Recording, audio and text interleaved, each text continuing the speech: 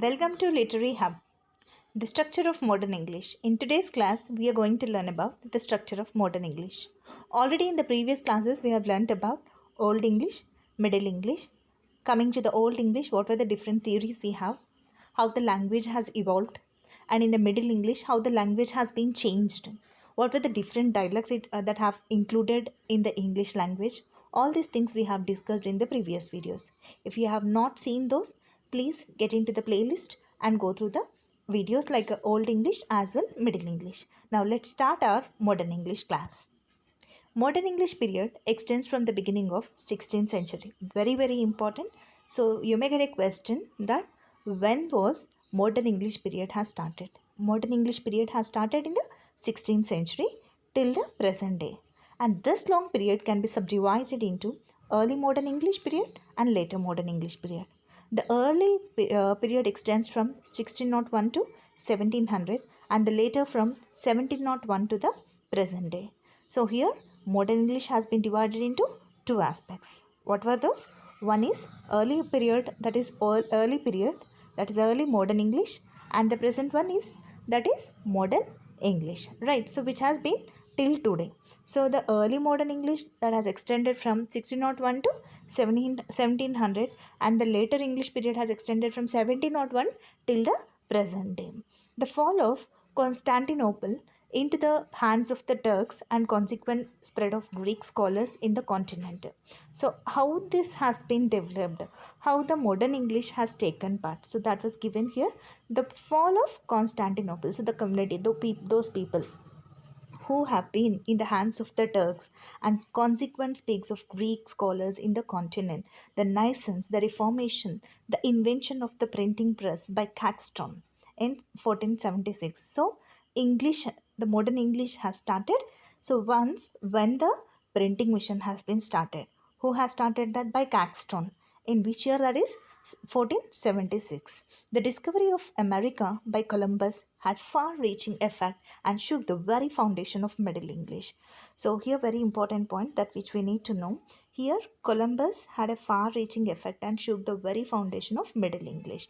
So how the Middle English has taken place? Once when here the discovery of America by Columbus had far-reaching effect. So when he has discovered, so that has shown a lot of effect. That has shown a lot of effect. And here the English, the language has started migrating all over the places, and the modern English has, where the different dialects have been added over there, and the language development has been started. So by the end of the 16th century, it became universal accepted as the standard of the language. Right, these are the important points which we need to remember. So here coming to the main points, modern English has been divided into two. One is early period and the other one is modern. So early period which has extended from 1601 to 1700 and the present one which is from 1701 till the present day. So then coming to the how this modern English has evolved. When it was evolved in the sense, the invention of the printing press by Caxton. Who invented the printing press? By Caxton.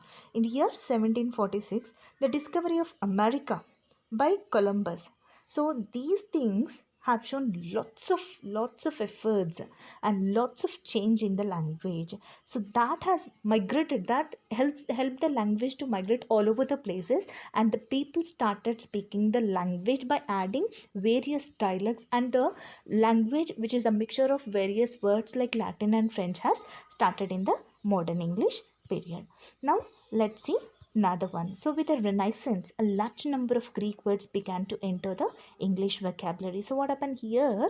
When the place has been conquered, when the defeating has been started, so the people started migrating from one place to another place. So at the time what happened, the people, when they started migrating, what those people who belongs to that particular community and that people who used their own language like Greek and all, those words have started add up in the language that is English.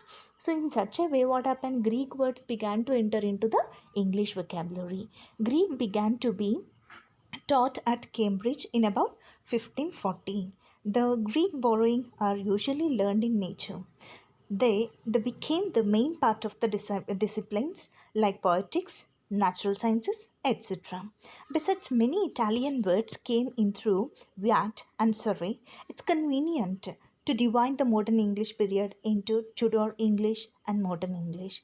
The Bible, that AD 1611, opened a horizon of new outlook and literary style for the practice of the coming generations. With the Restoration, Charles II and his court had lived long at the English court.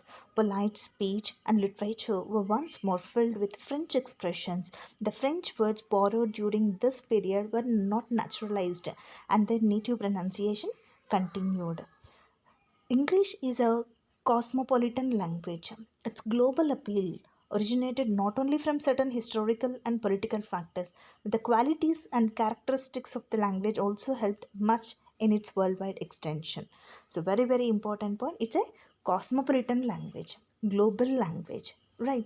So, which has been originated not only from certain historical and political factors. As we discussed, historical political factors in the sense what happened here, the people who started migrating, like as we have seen in the old English period, middle English period. So what happened, angels, Jutes have started migrating. So what happened, they have conquered. So then coming to the more middle English, Normans have conquered and they started their own rule. Such a way the language has started amalgamating, right? So those things comes under this historical and political factors, brought lots of change in the language. But the qualities and characteristics of the language also helped much in its worldwide extension. The most significant characteristics of the modern English is its extraordinary, receptive, and adaptable heterogeneousness.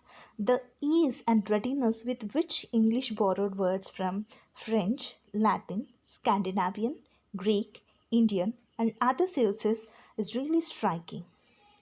The development of science and technology, the two world wars, also brought a fairly large number of words into modern English. So, what happened as people have started migrating, as people started defeating the other kingdoms, when they started their own rule, what happened? Their language has developed in such a way the words of French, Latin, Scandinavian, Greek, Indian, all those words have been added in the English language, that is the language which we are using right now, that is the that is modern English, right? So here not only these aspects. So what happened during the world wars, isn't it? So fairly large number of people have migrated, right? At the time also many words have been evolved in the language. While old English had a pure and unmixed vocabulary, in the old English just phonetics, when we observe the phonetics, what we are speaking exactly those words will be observed over there, those sounds will be observed. But then in modern English, some words which we observe, so the way we are pronouncing and the way we are writing will be different, right? So such a kind of change has been taken in the modern English. But old English is the pure language where we could able to observe that what we are speaking exact phonetic transcription will be observed over there. So modern English has a rich stock. It received foreign elements and assimilated them in the language. It is this quality at receptiveness that makes it a suitable and attractive vehicle in so many parts of the world. In the courses of time, the spelling and pronunciation, isn't it, world underwent a great change. The Old English pronunciation was phonetic and Middle English followed it closely. Right, phonetic as I discussed here with you. So what happened exact the words what we are speaking, phonetic transcription also will be observed in the same manner. Middle English, what happened, little bit it was, but then coming to the modern English, lot of change it was there. So what modern English preserves a lack of correlation between the spelling and pronunciation of the words, right? The same sound, a letter U, is pronounced differently in words like out, pull, out, you can say pull, oh, the sound which you can observe, fuse, you. So what happened here, you can observe the same letter pronounced in different styles. But then in Old English it is not like that. How the word has been given, the same pronunciation has been given. But then coming to the modern English, so what happened, as it is the mixture of many other languages like Scandinavian, French, Greek, Latin and all. So what happened, the pronunciation and the presentation is different, right? And the sound I is spelled differently in words like he, see, the sieve, and machine. So you can see the different kinds. That means this letter is same, but the sound is different, right? So next, Albert Bow feels that modern English has an illogical system of spelling, as the sound of sh has 14 spellings in a shoe, shine, sure, conzymes. So you can see this conzymes, sound is sh, suspicion, chivalry, Asian, nausea, and pure. So you can see all these sounds, though litter, the sound, the presentation is different, but then sound is different. That is observed in the modern English. Old English is a pure language. What we are writing, exact phonetic transcription is observed in the phonetic presentation is also the same, right? So there is concretely between the spelling and pronunciation of large number of words through an head sound that has been introduced in words like humble, hospital, honor, modern. Right, so modern English. The pronunciation of Middle English has also witnessed a change in the modern English period. Words like heel, seat, which were pronounced with a vowel like hate, mate, have found a change in the modern English period. So these are the different changes which we could able to see in the modern English period. So the only thing which we need to remember is Old English is the language which is a pure language where the pronunciation and the script is same. Middle English, slight changes are observed. Modern English, lot many changes have been observed. Why all these changes have been taken place?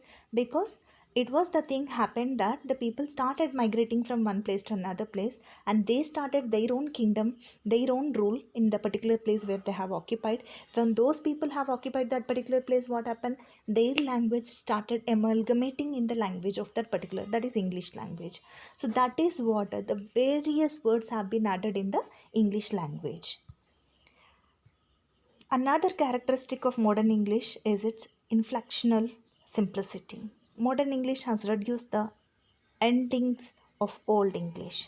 The Teutonic inflection of the adjectives has been eliminated except for comparative and superlative degrees. The relation of words in a sentence, which was indicated by means of inflections is now expressed by prepositions and auxiliaries.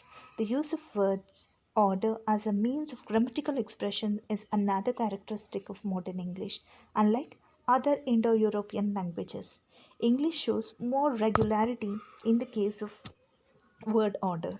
In modern English, an auxiliary verb doesn't stand far from its principal verb. An adjective always stands before its noun. The subject precedes the verb and the transitive verb comes before its object. So, what happened here? Not only phonetic transcription, pronunciation, the way we are writing has modified. The grammatical aspect, the order of the particular sentence, the order of usage of this adjectives, nouns, and all also changed in the modern English. Another characteristics of modern English is its masculinity. English is the language of grown up man and has very little childish or feminine about it. An Englishman does not like to use more words or more syllables, right, than are necessary, which are not required. It dislikes strong and hyperbolic expressions. This superiority of the language is one of the sides of masculinity. Modern English is one of the most logical language with the exception of Chinese. The difference between the past he did, the present perfect he has done, or the past perfect he had done, so is maintained strictly. The recent development of progressive tenses has furnished the language with a logical valuable distinction between I saw and I'm seeing, I saw and I was seeing. Right, so this kind of change, the change of tense, grammatical aspects also have been taken place, right? So what are the different things have been changed in the modern English? So coming to the modern English, old English, what happened here? Pure language it was. How the words have been pronounced, the same way it has been written. Modern Middle English, bit of change was observed. So why the changes have been taken place, I discussed with you. Jude's angels have started migrating. So what happened? They have defeated the tribe. They started their own kingdom. Normans have started their rule. So that is what the language has been changed. Then coming to the modern English, what happened here also? Migration has been started. Many words have started amalgamating in the language, right? And also what happened? Pronunciation is different when it comes to the script All these things we have discussed. Such not only that, grammatical aspects also. Grammatical aspects in the way we are writing, that is also changed in the modern English. These are the different changes which we could able to observe in the modern English. The development of new varieties of intonation, voice modulation to express various shades of meaning is another characteristic of modern English, right? The way we are presenting something happened under serious or emotions, different ways we present. So that is also. So by varying another characteristic of modern English, by varying the intonation, that is the pitch and intensity tone of the voice, we make the words do that grows. Modern English is free from narrow minded pedantry. Some language sacrifice the logic of facts to the logic of saying what is not strictly grammatical. With its adaptable receptiveness and inflectional simplicity and a cosmopolitan vocabulary, modern English presents a familiar appearance to the people from many parts of the world. So, these all are the important aspects about the modern English. Hope you have understood the class. If you have not clear with these aspects, once please go through the Old English and Middle English. Once when we are clear with these two aspects, then it will be very clear to know modern English. Thank you. Have a nice day.